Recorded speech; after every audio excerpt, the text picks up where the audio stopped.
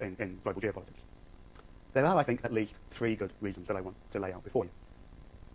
The first is that although many of you may be attracted to this class because it seems to provide an opportunity to study a country that speaks a same language, and seems culturally and in some ways historically familiar to American culture, I want to suggest to you that there's a real profound difference between Britain and the US. George Bernard Shaw was wrong to suggest that the United States and Britain are 2 countries divided by a common language. The similarities and differences, I think, are far more profound than that. We must, of course, remember that until 1776 much of America was a British colony, that Berkeley is called Berkeley after the Bishop George Berkeley, the 18th century Anglo-Irish philosopher and theologian, that the social scientists regularly refer to this common Anglo-American legal and political tradition. But despite these points of connection, there are profound cultural, political and social differences between Britain and America. And it's because of the seeming similarities that studying Britain demands that you have to use your historical imagination to see the strange in what seems to be familiar. You have to make what seems familiar strange. And this, I think, is an intellectually demanding exercise to try and recognize what is different in something that looks, at face value, seemingly so familiar. So the first reason is because it will tax your historical imagination. The second reason I think that studying British history can be so rewarding is because it's blessed with one of the richest historiographies of any field. That historians have produced a vast amount of writing about the history of Britain, and in the process developed a very sophisticated literature. The first national histories were written by Catherine Macaulay and David Hume in the middle of the 18th century, and since then British historians have been at the forefront of many developments, whether in economic history, social history, political history, intellectual and cultural history, as well as women's history, the history of crime, the history of gender and sexuality, urban history, the new imperial history, and so on and so on. And don't be fooled into thinking that my focus on the rise, fall and reinvention of liberalism means that the focus of this class will be solely on politics. It won't. There will be very little of the giants of political history, no arguments about who was the best prime minister, which was the most important piece of legislation passed by a government, etc., etc.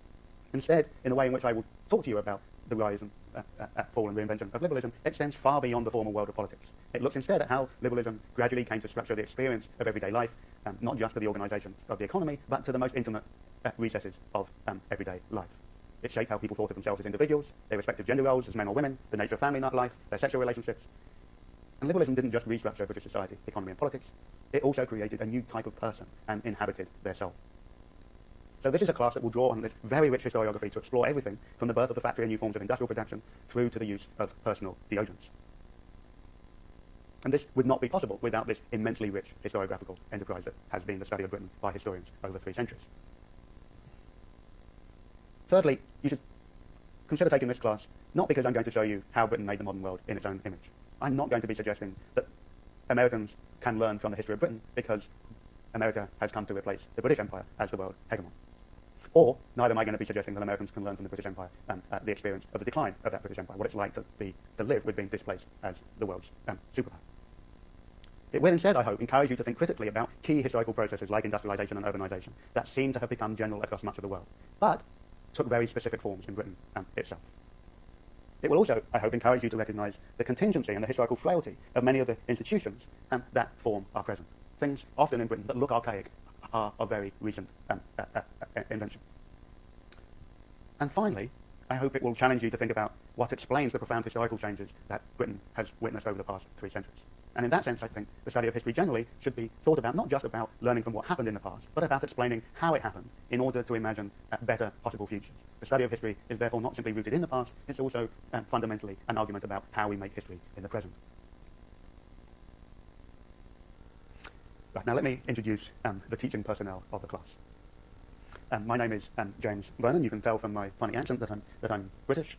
I was born and raised in near Cambridge, north east of London, and I taught at the University of Manchester for many years before moving to Berkeley in 2000, and I'm now a proud American citizen.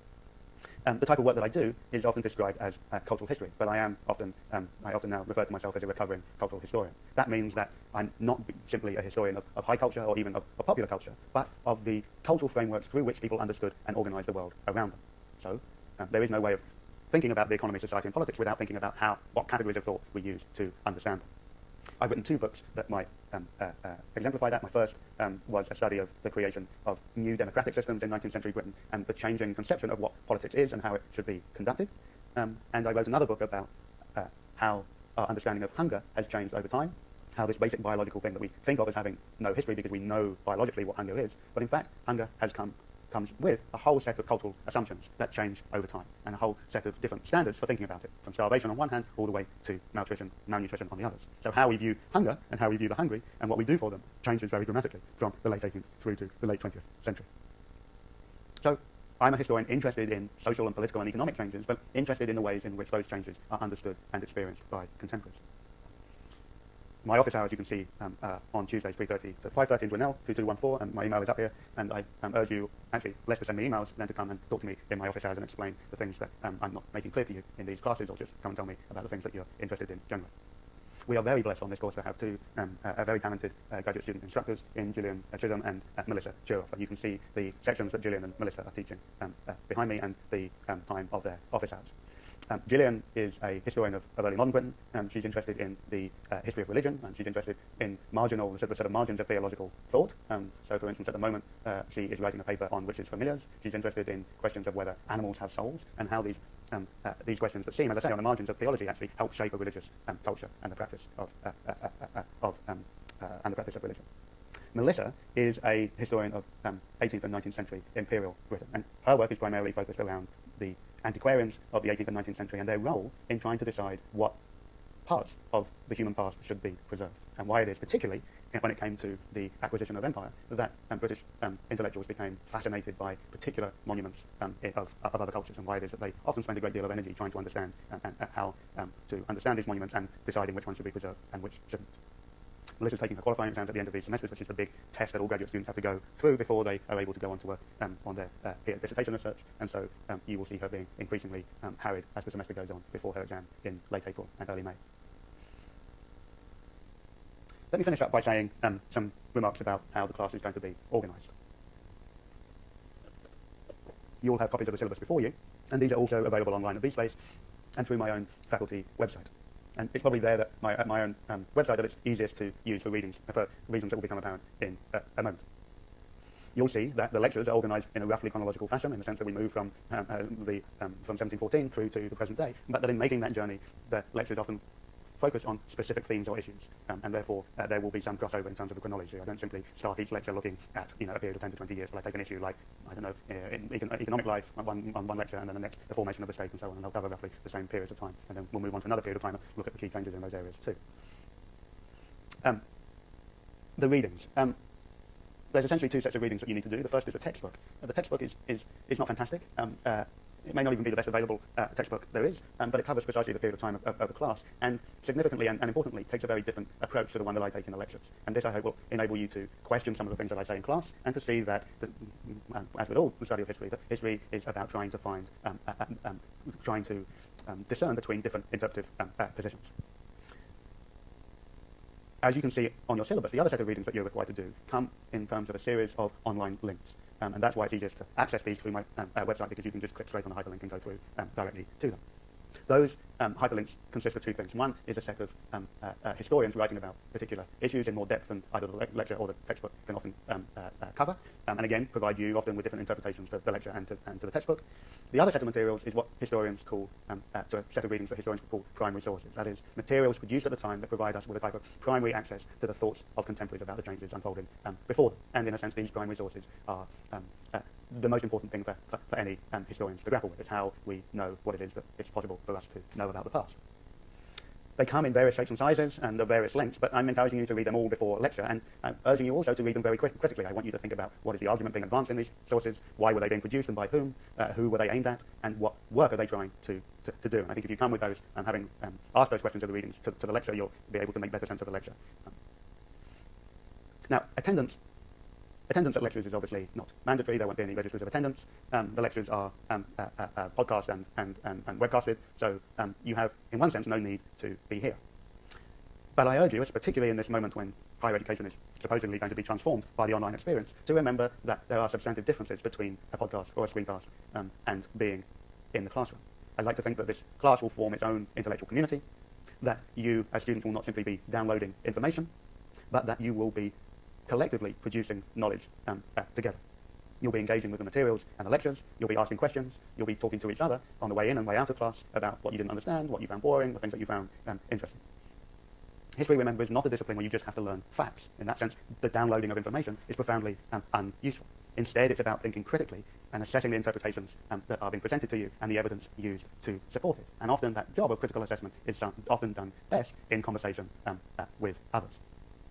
Unfortunately, however, I don't always have time in lectures to answer all the questions that people that have, but I will try at the end of every section of a lecture stop and provide people the opportunity to ask questions if we have time to do so.